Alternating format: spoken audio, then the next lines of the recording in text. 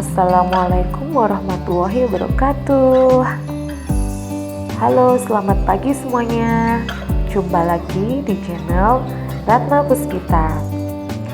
Oh ya, di video kali ini saya akan membuat video pembelajaran di mana yang saya ambil adalah materi teknologi ramah lingkungan, yaitu salah satu materi kelas 9 semester 2.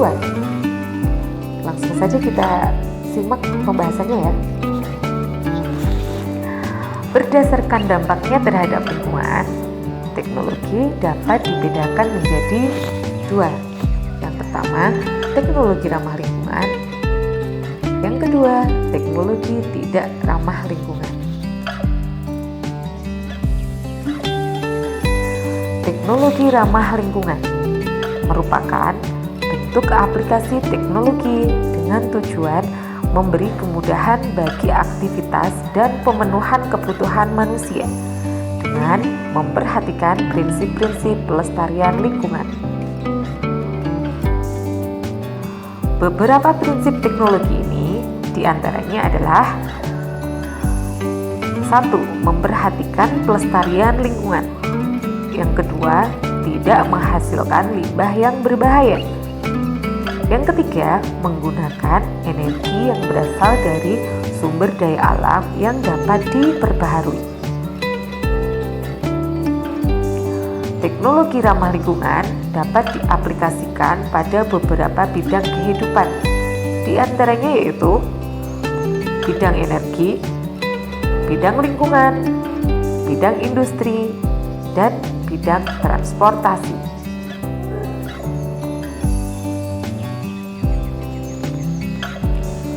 Contoh teknologi ramah lingkungan dalam bidang energi antara lain biofuel, biogas, sel surya, tenaga air, tenaga angin, tenaga hidrogen, tenaga pasang surut air laut, dan geotermal.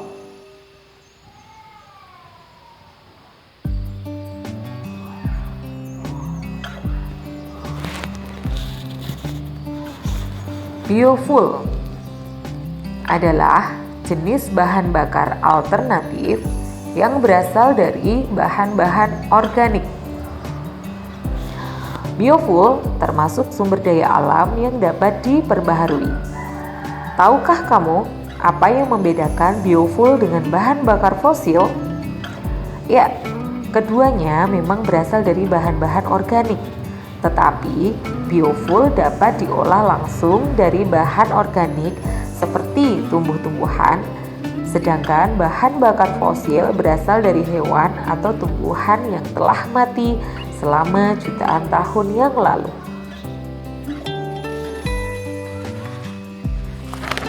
Biogas merupakan jenis bahan bakar alternatif yang diperoleh dari proses fermentasi bahan-bahan organik oleh bakteri anaerob, yaitu bakteri yang hidup di lingkungan tanpa oksigen. Adapun bahan organik yang banyak digunakan dalam pembentukan biogas berasal dari kotoran dan urin hewan ternak. Sel surya merupakan alat yang berfungsi untuk mengubah cahaya matahari menjadi energi listrik. Ketika cahaya matahari mengenai panel surya, cahaya menghasilkan emisi elektron pada komponen panel. Elektron ini kemudian dihubungkan dengan sistem tertentu sehingga dihasilkan listrik. Selanjutnya, listrik ini dialirkan dan disimpan pada baterai sehingga dapat digunakan pada saat mendung atau malam hari. Tenaga air. Tenaga air atau hydropower menggunakan energi gerak atau energi kinetik dari aliran air untuk menghasilkan listrik. Siklus air dari hydropower diawali dengan proses evaporasi atau penguapan air yang kemudian membentuk awan dan hujan.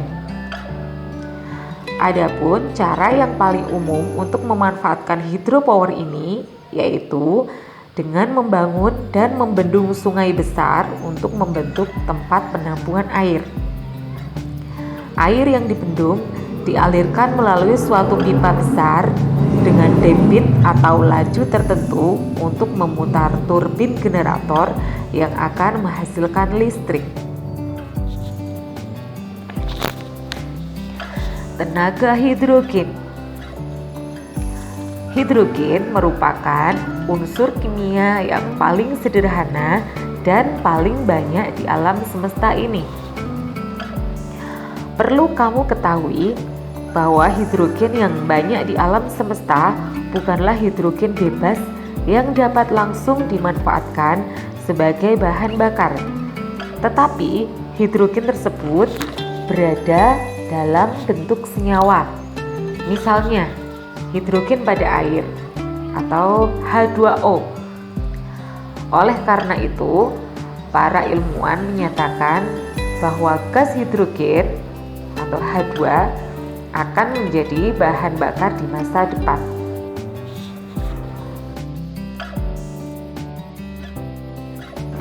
Tenaga pasang surut air laut merupakan energi yang dihasilkan dari pasang surut air laut dan menjadikannya energi dalam bentuk lain, terutama listrik. Energi ini merupakan salah satu jenis energi terbarukan yang relatif lebih mudah diprediksi jumlahnya dibandingkan energi angin dan energi surya. Geotermal merupakan panas yang tersimpan dalam tanah, lapisan dasar bumi, dan cairan dalam kerak bumi.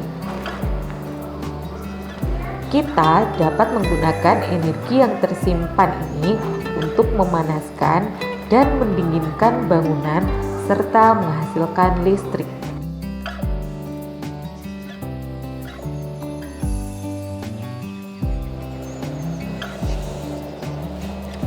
Nah, itu tadi merupakan contoh-contoh teknologi ramah lingkungan dalam bidang energi. Dan untuk selanjutnya kita bahas contoh teknologi ramah lingkungan dalam bidang transportasi. Di antaranya yaitu mobil listrik, mobil surya, dan kendaraan hidrogen.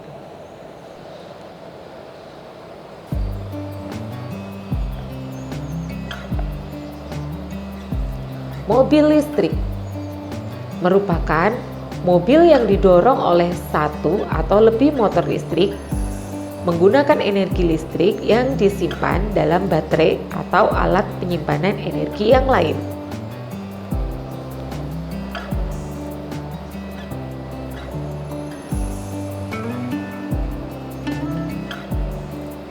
Mobil surya merupakan mobil yang energi utamanya berasal dari sinar matahari.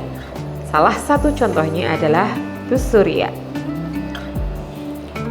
Bus ini menggunakan sinar matahari untuk memberikan energi pada alat-alat listrik dalam bus. Kendaraan hidrogen merupakan kendaraan yang menggunakan hidrogen sebagai bahan bakar penggerak mesin.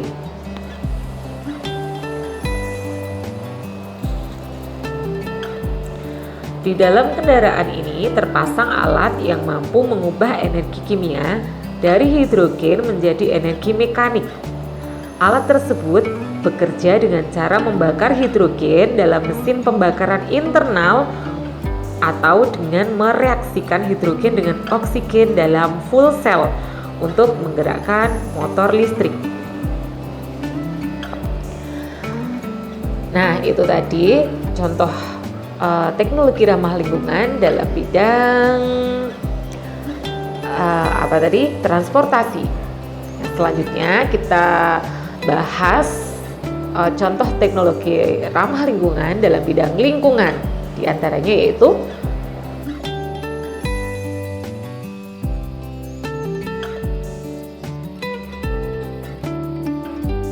biopori, merupakan teknik untuk membuat wilayah resapan air hujan. Teknik biopori memiliki prinsip yang sama dengan sumur resapan. Teknik ini diterapkan dengan menyediakan area yang dibuat berlubang-lubang yang nantinya akan menyerap air hujan dan kemudian disalurkan ke dalam tempat penampungan air. Biopori sangat bermanfaat bagi pelestarian keseimbangan lingkungan. Fitoremediasi merupakan penggunaan tumbuhan untuk menghilangkan, memindahkan, menstabilkan, atau menghancurkan bahan pencemar, baik itu senyawa organik maupun senyawa anorganik. Melalui fitoremediasi ini, polutan seperti logam berat, pestisida, minyak, dan zat lain yang mengotori tanah, air, atau udara dapat dikurangi bahkan dihilangkan.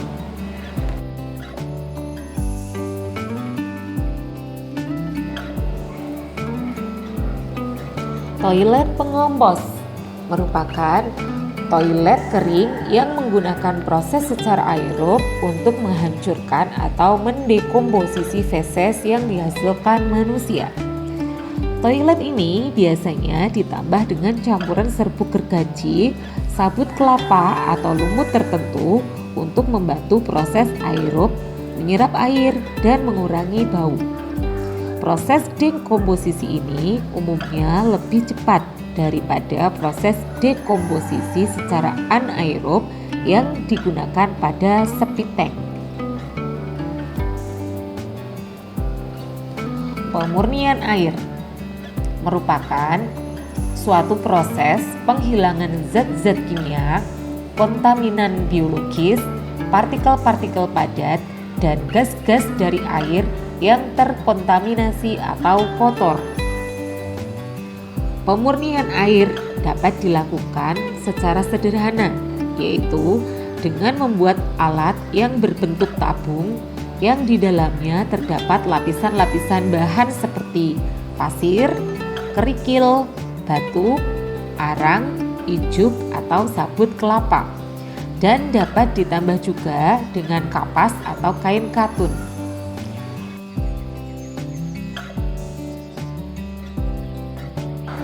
Oke, itu tadi contoh-contoh teknologi ramah lingkungan dalam bidang lingkungan. Dan selanjutnya kita bahas contoh teknologi ramah lingkungan dalam bidang industri, yaitu biopulping. Biopulping yaitu teknologi ramah lingkungan yang terinspirasi dari proses pelapukan kayu dan sampah tanaman oleh mikroorganisme. Proses pelapukan dilakukan secara alami oleh beberapa jenis mikroba dan jamur, sehingga sampah dari pohon-pohon yang telah mati akan kembali diserap oleh alam secara alami. Oke, sudah kita bahas semua contoh teknologi ramah lingkungan di skala bidang. Selanjutnya kira-kira apa ya yang harus kita lakukan, yang bisa kita lakukan untuk bisa menghemat energi? Nah, berikut ini sudah saya ringkaskan. Simak ya.